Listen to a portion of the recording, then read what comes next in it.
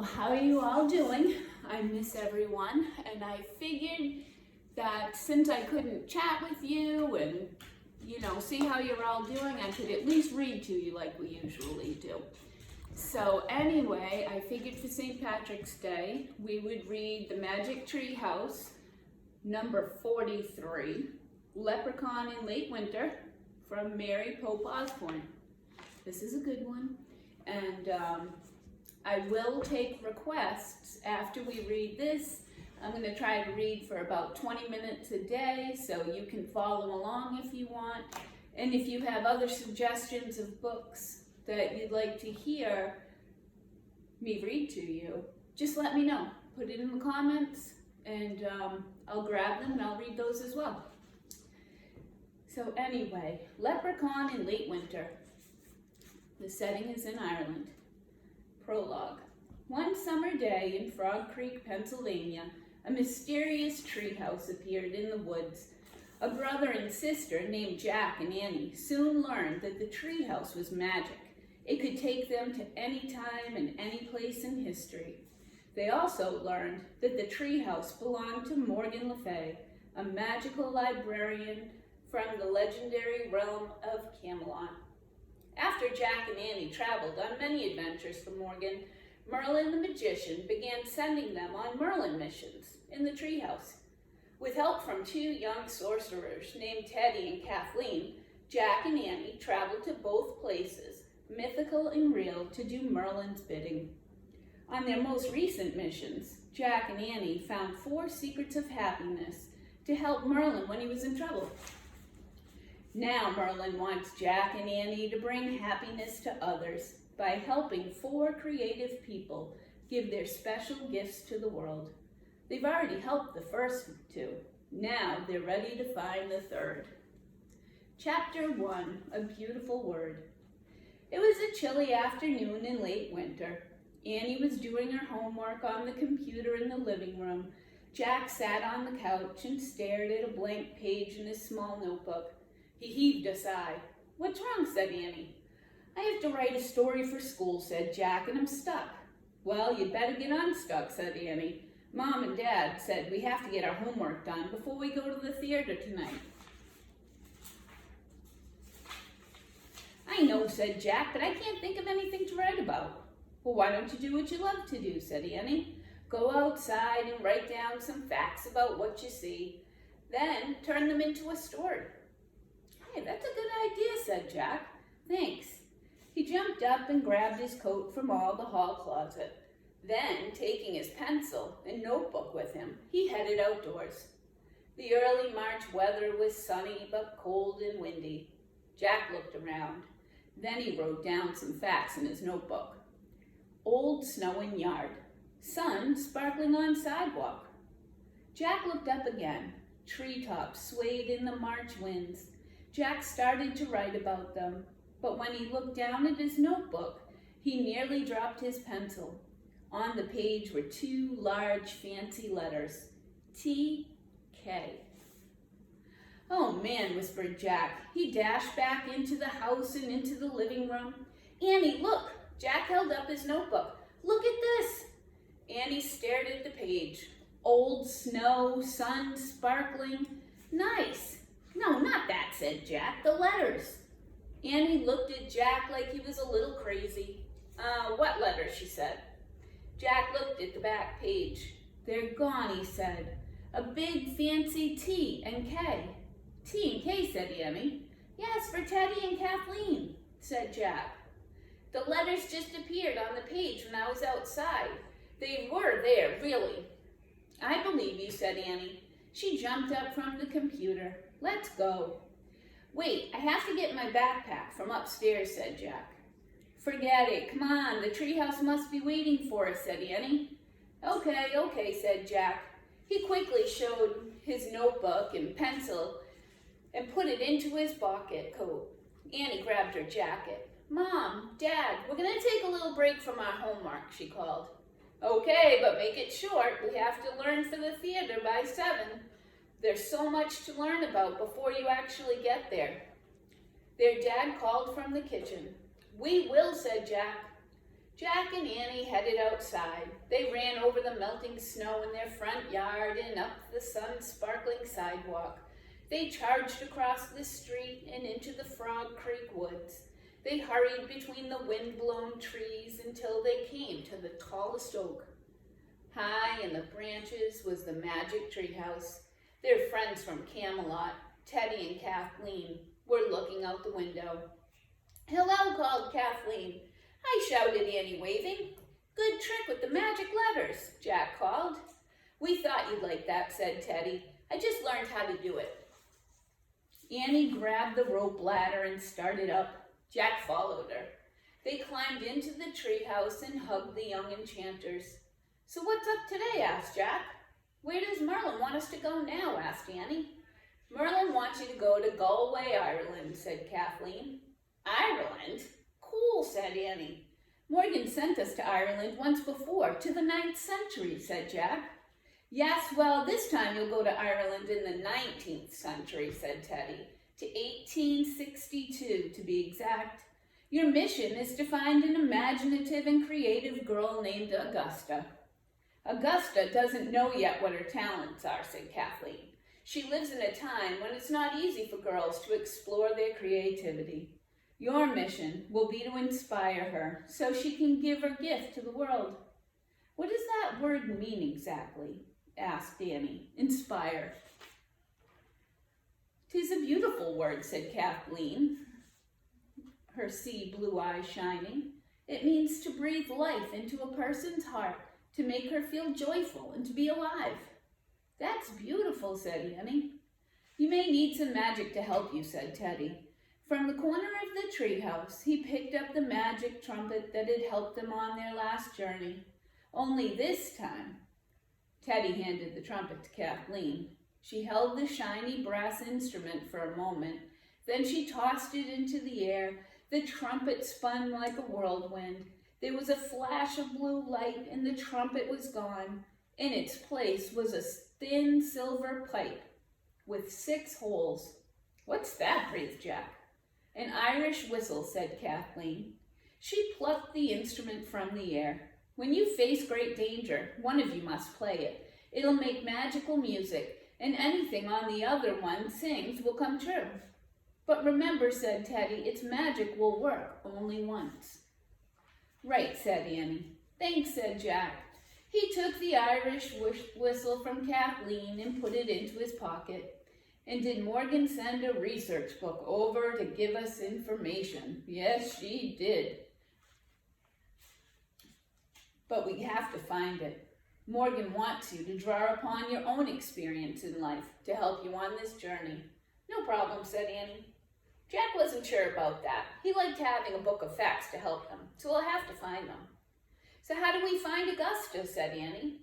"It should be easy to find her," said Teddy. "When you land in the country of Galway, Ireland, just ask anyone for directions to the big house." "Hold on." Jack pulled out his notebook and wrote, "County of Galway, Ireland, Augusta, big house." "Got it," said Jack. "But how do we get to Ireland in the first place if we don't have a research book?" "Point to the notes you just made and make your wish," said Kathleen. "And when you're ready to come home," said Teddy, "use the Pennsylvania book as you usually do." "Got it," said Jack. "Go now and help Augusta," said Kathleen. "She needs you." Jack pointed to the words Galway, Ireland in his notebook. "I wish we could go there," he said. "Bye," Annie said to Teddy and Kathleen. "Farewell," said Kathleen. Just let me bring Peyton up here. "Good luck," said Teddy. The wind started to blow. The treehouse started to spin. It spun faster and faster. Then everything was still. Absolutely still.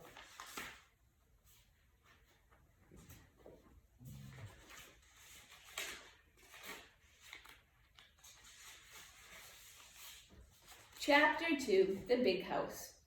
A cold wind blew into the treehouse. Jack shivered. He was wearing an old overcoat and ragged trousers. Annie wore a scarf, a shawl, and a long red wool dress. They both wore scuffed, worn boots. "So where are we?" said Jack. He and Annie looked out the window. The treehouse had landed in a tree at the edge of a green meadow dotted with woolly white sheep.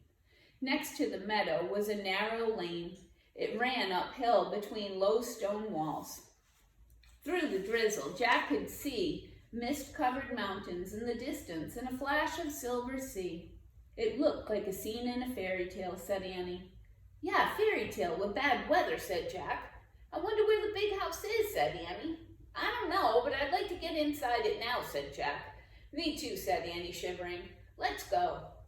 Jack crammed his old hands into his pocket of his torn coat. In the one pocket he felt his notebook and pencil. In the other he felt the Irish whistle. "I've got the whistle," he said. "Good," said Annie. She held her red skirt and started down the rope ladder. Jack climbed down after her. Annie pulled her shawl tightly around her shoulders. Jack turned up the collar of his coat. As they tramped through the wet meadow, he felt water sweeping through holes into his boots. Jack and Annie climbed over a stone wall into the muddy lane. A horse-drawn wagon was rattling toward them down the hill. The wagon was filled with squealing pigs. "Excuse me," Annie called to the driver. "Can you tell me where the big house is?" An old man with a tired, rugged face pointed back up the hill. "Thanks," said Jack. The large wooden wheels of the wagon rumbled past, splashing Jack and Annie with mud. "Yuck," said Annie. "Now we're cold and wet and dirty," said Jack. "Yeah, we're gonna look great when we get to the big house," said Annie. "So what do we do when we get there?" asked Jack. "When we find Augusta, maybe we'll tell her that Teddy and Kathleen sent us," said Annie. "Like we told Louis Armstrong in New England and New Orleans." Just thinking about their adventure with Louis Armstrong made Jack smile. "I don't know if that will work," he said. "His world seemed so different from this world. There it was so noisy and busy. Here it feels lonely." "Well, we won't know until we find Augusta," said Annie. "So let's go." Jack and Annie lowered their heads. They plodded up the lane, sloshing in and out of giant puddles. When they reached the top of the hill, they stopped. The muddy lane wound down, past more sheep meadows and some cottages, past a long stable and several barns. At the end of the lane was a large open gate that led onto the grounds of a white mansion. Gray smoke rose from the mansion's chimneys. "The big house," said Annie. "Maybe the people who live there will invite us inside to get warm and dry by a fire," said Jack. Jack and Annie started down the lane. As they passed the sheep meadows, black and white dogs barked at them. When they walked by several boys hauling wet hay, the workers looked up and eyed them suspiciously. Jack was relieved to get to the gate and head toward the big house. When they reached the front door, Annie lifted the heavy knocker and let it drop.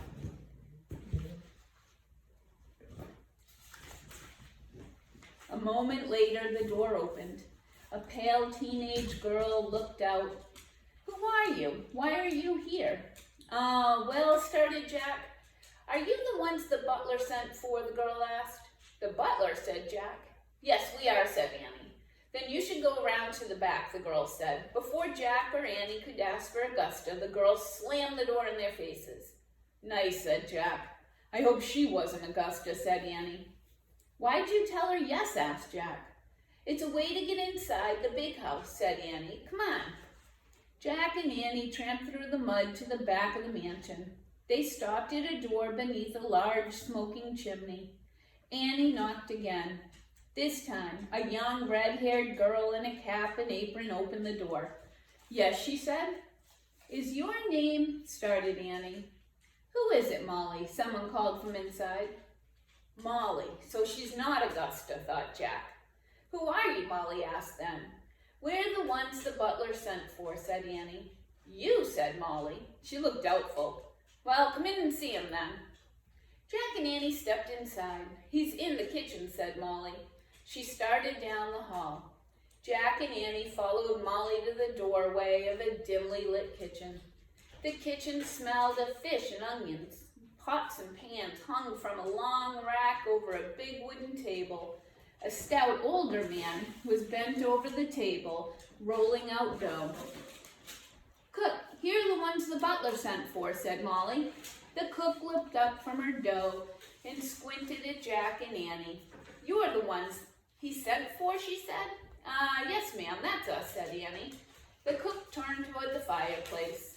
Next to the fire, an ancient-looking man with white whiskers sat slumped in a chair snoring. "Mr. O'Leary." The old man jerked and opened his eyes. "The ones you sent for are here," the cook shouted, as if the man was hard of hearing. The groggy butler peered at Jack and Annie. "I sent for you?" he growled. "Not possible. I sent for a coach driver and a blacksmith." "Really?" said Annie. "I guess there was a mistake, but maybe there are some other jobs we could do around here." "Well, what are you good for?" asked the butler. "What do you mean?" said Jack. "Do you know how to sweep the inside of a chimney?" asked the old man. No, said Jack. "Pluck a chicken?" the cook asked. "No way," said Annie. "What about rats?" the butler said. "What about them?" asked Jack. "They're all over the cellar," said the cook. "Can you catch them?" "I don't think so," said Jack. "Then you're no good to us here," snorted the butler. "Be on your way." At that moment, Jack heard the back door open and shut. A girl about Jack's age stepped into the kitchen. She wore a red cape and carried 2 large empty baskets. Her wet hair was parted neatly down the middle and pulled into a tight bun in the back. "Ah," said the cook. "Welcome back, Miss Augusta."